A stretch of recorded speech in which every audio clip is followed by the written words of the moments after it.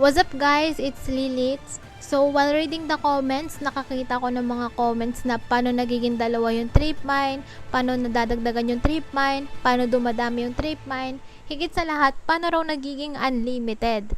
Take note is hindi po siya nagiging unlimited. Ang maximum lang ng trip mine is hanggang 2 lang po. Makikita nyo siya sa perks. So punta tayo ng loadout. Dito sa blue perk, click nyo lang yan. Makikita nyo yung mga dead silence, persistence, hardline.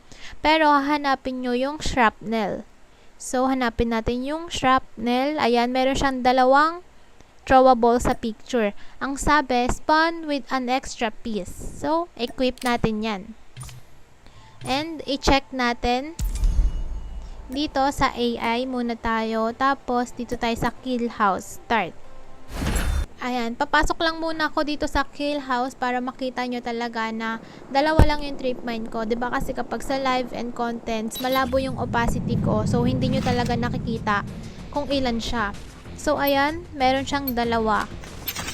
Magagamit mo lang siya kada round. So, kada round is 2 trip mine lang. Yan. And dyan. And ayun na, wala ka nang magagamit kasi nabato mo na sila dyan. So, kung nakikita nyo, itong steam shot is isa lang siya. Pero kung gusto nyo, maging 2 rin siya, meron din yan. Pero hindi siya sa blue perk. Magkaiba kasi sila, guys. Dito naman tayo sa red perk. Makikita nyo merong lightweight, fast recover, flak jacket. Pero hahanapin nyo naman dito yung tactician. Ayan, nakalagay is spawn with an extra piece.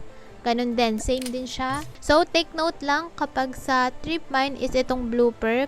Kapag sa steam shot is itong red perk.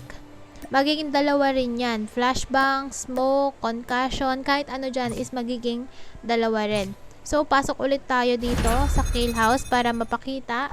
So, ayan, meron na siyang 2 trip mine, 2 tactician. Ay, sorry.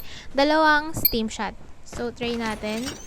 Dito, and there. Yan. Wala na. So, try natin yung gamitin.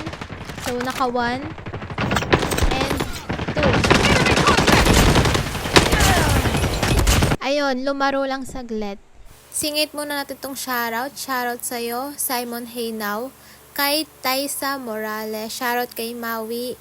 Hi kay Kian Linoy Wallace. At kay Joshua Cabeg Resola. That's it. Sana na-help ko yung nagtatanong na paano nagiging 2 yung throwables ko.